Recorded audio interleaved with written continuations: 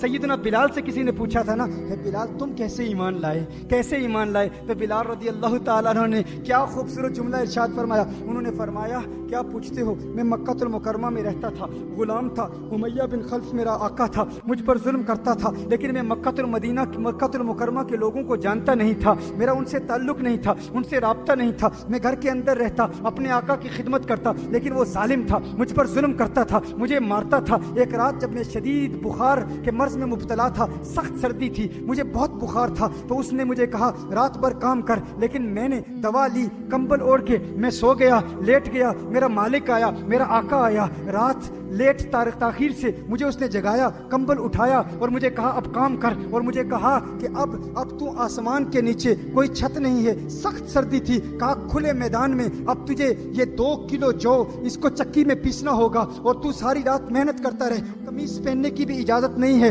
تجھے، میں نے چکی پیسنے کے لیے کہا تھا اور تو سو گیا. اس نے مجھے کہا کہ اب قمیص پہننے کی بھی اجازت نہیں، کہا شدید بخار تھا، سخت سردی تھی، اور پھر کھلے میدان میں مجھ پر ظلم کیا اور کہا کہ قمیص بھی اتار دے. بلال حبشی رضی اللہ تعالیٰ عنہ فرماتے ہیں کہ میں رو رہا تھا، میری آنکھوں سے اشکوں کی برسات جاری تھی، میرے کراہنے کی آواز گھر کے باہر جا رہی تھی. ابھی میں چکی پیس رہا تھا، سخت بخار کی حالت میں، شدید سردی تھی، میں چکی پیس رہا تھا کہ اچانک حسنین کے نانا کا گزر میرے گھر کے باہر سے ہوا، مدینے والے کا گزر میرے گھر کے باہر سے ہوا. نبی کریم صلی اللہ علیہ وسلم نے میرے دروازے پر دستک دی، آقا نے دروازے پر دستک دی. میں نے دروازہ کھولا، کہا کیوں رو رہے ہو، کیوں رو رہے ہو؟ میں نے کہا جائیے صاحب، لوگ پوچھنے والے تو بہت ہوتے ہیں، غمخوار بن کے بہت آتے ہیں، لیکن غم کا مداوع کون کرتا ہے، مدد کون کرتا ہے؟ پوچھتے تو بہت ہیں. کہا میں نے یہ جملے کہے، میرے جملوں میں کچھ سختی تھی، میرے جو کلام میں کچھ تلخ لہجہ بھی تھا. آقا صلی اللہ علیہ وسلم تشریف لے گئے تو میں نے کہا ہاں دیکھو نا، ایسا ہی ہوتا ہے، پوچھنے والے بہت ہوتے ہیں لیکن غم کا مداوع کون کرتا ہے، مدد کون کرتا ہے؟ حضور چلے گئے، میں نے جاتے ہوئے دیکھا تو میں نے سوچا چلے گئے، اب واپس کہاں آئیں گے؟ کہا ابھی چند لمحے ہی گزرے تھے کہ محمد عربی پھر میرے گھر میں آ گئے. میرے آقا کے ہاتھ میں گلاس ہے، پیالہ ہے دودھ کا پیالہ مجھے دیتے ہیں اور کہتے ہیں تم لیٹ جاؤ، سو جاؤ. مجھے کمبل دیا، مجھے کہا آپ لیٹ جاؤ. میں نے کہا ارے دیکھو مجھے لیٹنے کے لیے کہہ رہے ہو، لیکن میرا آقا تو بہت ظالم ہے، وہ تو مجھے مارتا ہے، وہ بہت ظلم کرے گا، چکی کیسے پیسوں گا، یہ کام اس نے دیا ہوا ہے. تو دیکھو وہ جو سبب وجود کائنات ہیں، وہ جو کونین کے والی ہیں، وہ جو خسرو خوباں ہیں، وہ جو سیاح لامکاں ہیں، وہ جو نازش ہر دو جہاں ہیں، وہ جن کے سبب سے یہ کائنات بنی، ان کا عمل دیکھو، ان کا عمل کیا تھا. وہ جو آقا ہیں وہ نہ ہوتے کچھ نہ ہوتا، زمین نہ ہوتی، آسمان نہ ہوتے، چاند تارے نہ ہوتے. اسی لیے کہا زمین و زماں تمہارے لیے، مکین و مکا تمہارے لیے، چنین و چنا تمہارے لیے، بنے دو جہاں تمہارے لیے، ہم آئے جہاں تمہارے لیے، اٹھیں بھی وہاں تمہارے لیے.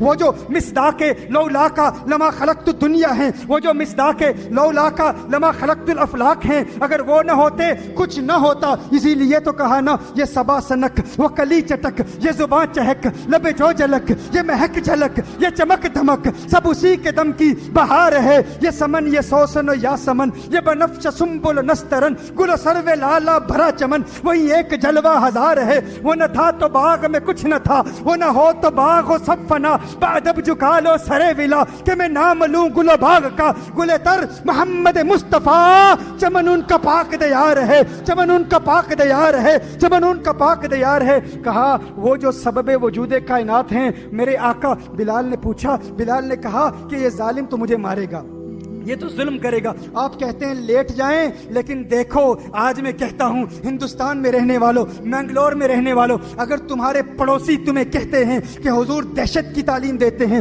حضور نفرت پھیلاتے ہیں، ارے دیکھو تو صحیح وہ جو سبب وجود کائنات ہیں، جن کی وجہ سے یہ ساری کائنات معرض وجود میں آئی، ان کی ادائیں تو دیکھو، ان کے انداز تو دیکھو، ان کا کرم تو دیکھو، ان کی رحمت تو دیکھو، ان کی عنایت تو دیکھو. ارے وہ ایسے غمخوار ہیں کہ یہ نوازشیں، یہ عنایتیں ہمیں دو جہاں سے چھڑا دیا. ہمیں مصطفیٰ تیرا شکریہ، مجھے جینا مرنا سکھا دیا. जीने का ढंग सीखना चाहते हो, जीने के अंदाज सीखना चाहते हो, तो आओ मदीने की गलियों में चलते हैं, आओ आका की बारगाह में चलते हैं कि आका ने दीन का, इस्लाम का पैगाम कैसे फैलाया। क्या तलवार से फैलाया? अरे तलवार से नहीं, पूछो बिलाल से कि बिलाल ने इस्लाम कबूल कैसे किया। बिलाल से पूछा गया, है बिलाल फिर क्या हुआ? कहा मैंने कहा कि ये चक्की कौन पीसेगा? अरे वो जालिम तो मारेगा। लेकिन आका ने फरमाया, अरे बिलाल घबरा नहीं, आज तुझ गुलाम की खातिर मैं मोहम्मद पूरी रात चक्की पीसता रहूंगा। फिर क्या अंदाज थे मेरे आका के। कहा मैं सो गया, वो गुलाम सो गया, बिलाल सो गया, पूरी रात मेरे आका चक्की पीसते रहे। जब फजर का वक्त हुआ मेरे आका ने सारा सामान बिलाल के हवाले किया। अब ये एक रात का वाकया नहीं है। कहा दूसरी रात फिर आका तशरीफ लाए, दूसरी रात फिर आए, मुझे दूध दिया, दूध का प्याला दिया। कहा बिलाल तू सो जा। फिर बिलाल सो गए, फिर पूरी रात मेरे आका चक्की पीसते रहे। फिर तीसरी रात फिर तशरीफ लाए, बिलाल फिर बीमार थे। मेरे आका ने कहा बिलाल सो जा, कंबल दिया, बिलाल लेट गया, दूध का प्याला दिया, बिलाल ने दूध पिया, बिलाल सो गया। जब तीसरी रात मेरे आका ने सारा सामान दिया ना, तो बिलाल ने कहा, है जाने वाले रुक जा, है जाने वाले रुक जा। अरे मक्के वाले झूठे हैं, झूठ बोलते हैं जो कहते हैं कि मोहम्मद अरबी जादूगर है। अरे जिसे इस गुलाम के बुखार का एहसास है वो झूठा नहीं, वो यकीनन रसूलुल्लाह है, वो रसूलुल्लाह है। क्यों इस्लाम का पैगाम फैला?